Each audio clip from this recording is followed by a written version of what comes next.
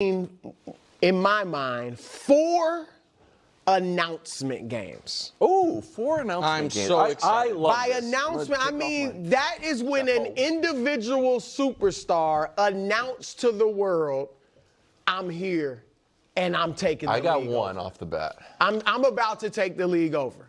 All right? Doesn't mean they won a championship right away, but I'm about to take the league over.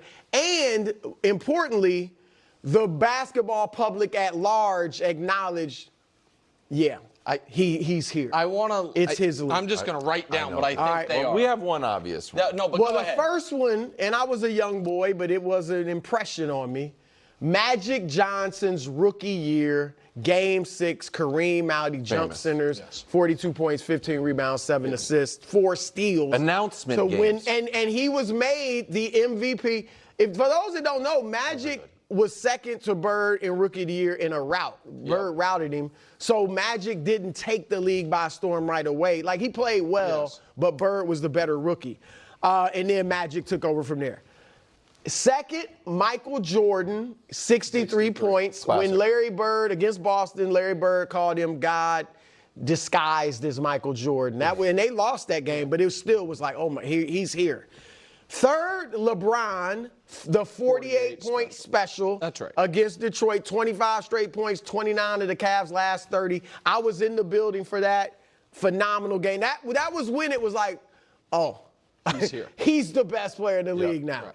And then last night, I mean, Good company. I said months ago he's the best player in the world. And Jokic got the best of him that one game, and it was like, okay, let's see, he's got to prove it.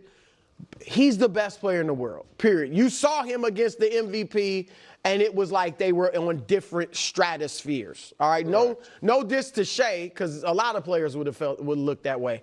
But he's the best player in the world. A little bit of a diss. And he was awesome last night. What I like, Nick, is that 22 of his 25 field goal attempts were in the paint. To your point, Brew, about that it felt like they could have gotten him more involved. With 30 seconds left in overtime, he had 29 points.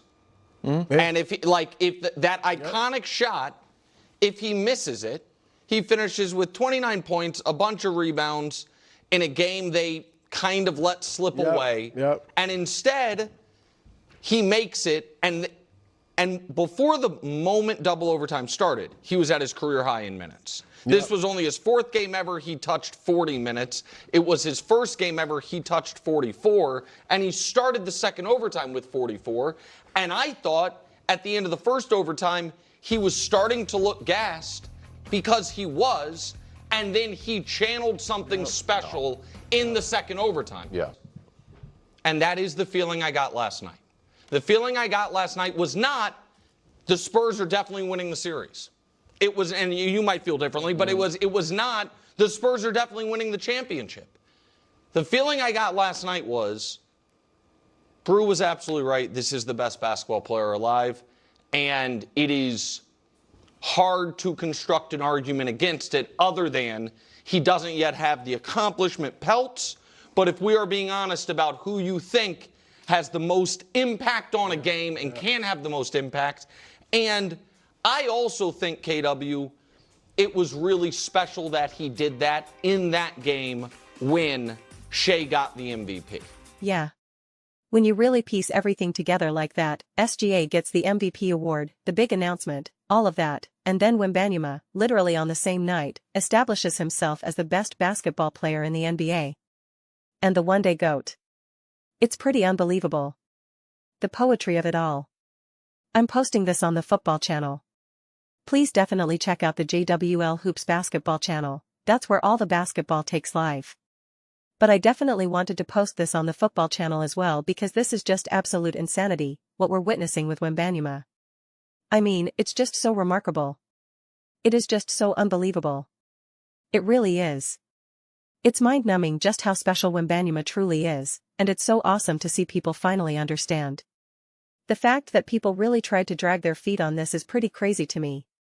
It's pretty crazy to me because Wembanyama is just that special. It's just unbelievable. Watching that game last night, I couldn't even comprehend what I was seeing. It was just so surreal. His impact in any given moment is just so transcendent in a way that we have simply never seen. When we bring up LeBron James, Kobe Bryant, Wilt Chamberlain, Kareem, MJ, it doesn't do it justice. It really doesn't. I love all those players. Love all those players. But this is different. His impact on this game at any given moment, I don't think we can legitimately quantify and understand quite yet. I really don't. It was like the first time someone ever dribbled between their legs. People were like, what is that? Why even do that? Isn't that just showboating? They didn't understand how that could be beneficial. It reminds me of that movie with Will Ferrell, what was that called? I forget the name, but they were playing basketball, like in the 70s or whatever. And they did an alley-oop for the first time. The announcers were like, what? He got the ball in the air and then caught it? They didn't know how to explain it. And that movie apparently showed the first ever alley-oop. They were like, what even was that? That's Wembanyama. Every single game he's ever played in the NBA, essentially. You just can't even understand.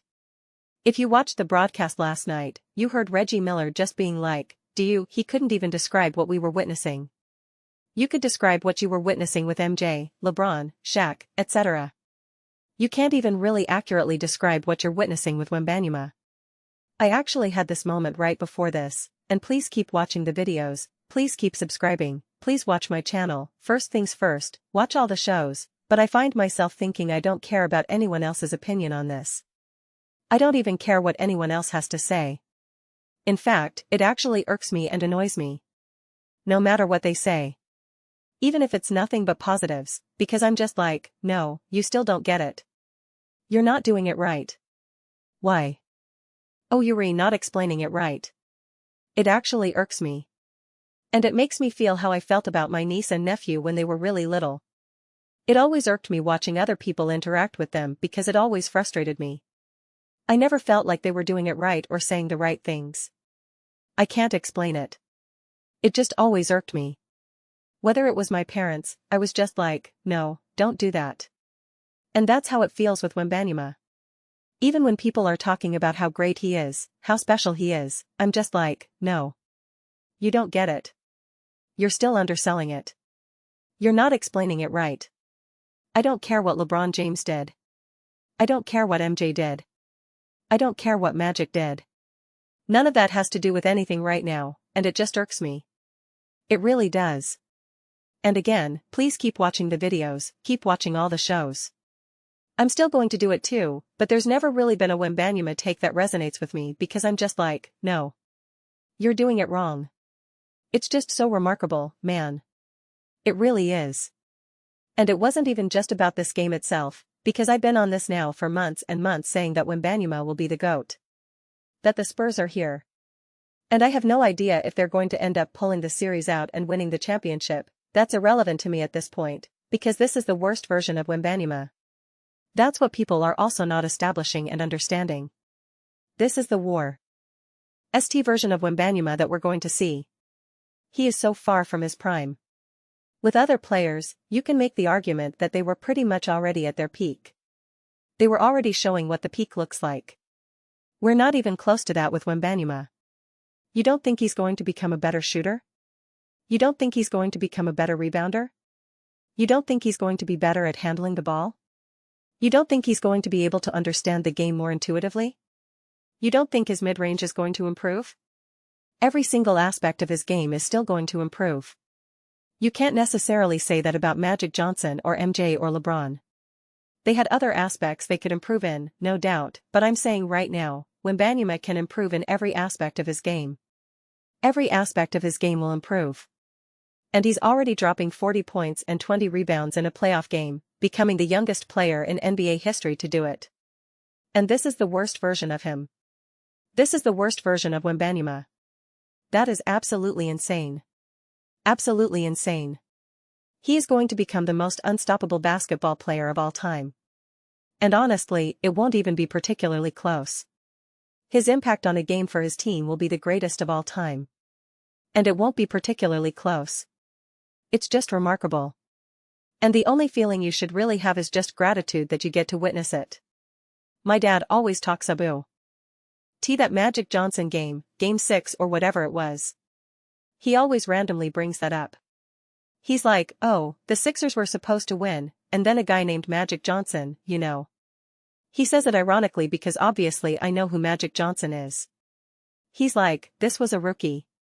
Kareem Abdul-Jabbar wasn't in the game. This was supposed to benefit the Sixers. And then Magic Johnson took over. So yeah, it's great. That's cool. It's interesting. I've even watched it on the HBO show and stuff. It's great. But I wasn't alive for that, obviously. And it doesn't really resonate with me that much. I'm like, okay, great. Whatever. Who cares? This is like the day the earth stood still. What Wembanyama is doing and who Wembanyama is going to become, it's more than that. It redefines basketball. It redefines sports. And this is perfect since I'm putting this on the football channel right now. This is so perfect because I've aired out this take probably a year ago, maybe even 2 years ago, that ultimately the whole GOAT conversation is not the most interesting conversation to me. In football, who's the best quarterback, this and that. I always get a little irked when we hear things like, we'll never see this again. Of course we will. It might take a long time. Maybe not in our lifetime, but it will. I said that one day we're going to have a quarterback who's built like LeBron James and has the health and longevity of LeBron James. He's just going to be an absolute monster. Imagine Josh Allen, Patrick Mahomes, but 6 feet 7 inches, jacked, athletic, fast, can make every throw on the field, and has the fortune of being able to stay healthy year after year after year. He's going to absolutely dominate. Absolutely dominate and redefine sports. And I don't want to hear, oh, it's actually not good to have a quarterback that big. No, they'll make it work. I promise you. People started saying that about Wembanyama, it's actually not good to be that tall, you're too tall. No. One day, maybe not in our lifetime, maybe 100 years from now, there will be a quarterback who's 6 feet 7 inches, 6 feet 8 inches, and he can see everything. He's so big, so strong. It'll be absolutely dominant. We're witnessing the basketball version of that right now. We are witnessing the basketball version of that right now. And it's just remarkable. I hope we get to see the football version of that. I hope we get to see the quarterback version of that, because it's going to be mind-blowing. It's going to redefine how you think of sports and greatness. And that's what we're witnessing with Wembanyama. I feel nothing but gratitude for being able to actually witness it, to actually watch it, to actually understand what I'm seeing. I'm not too young, I'm not too old. I'm actually locked in and dialed in. And it's just incredible. Absolutely incredible. But those are just my thoughts. I'd absolutely love to hear yours. What do you all think about Victor Wembanyama? As football fans, are you watching games? Are you watching basketball? If you do, like I said, please check out JWL Hoops. I'll tag it in the bio or in the comment section. Definitely check out that channel because that's where I'm covering all the basketball takes, NBA, Caitlin Clark, etc. So definitely check it out. But even if you don't and you still just want to talk about Wembanyama, then please let me know your thoughts in the comments below. I read every single comment. Whether you agree with me or disagree with me, either way, let's get into some discussions, let's get into some fights, but ultimately, let's just have some fun. And please do consider subscribing. We're building an amazing community here, and I would absolutely love to see you be part of it. I want to build something that we all genuinely feel connected to. Something that we're really excited to be part of. I think we're well on our way to doing it. Please don't forget to give this video a thumbs up, it really does help with visibility and the algorithm. Thank you so much. See you next time.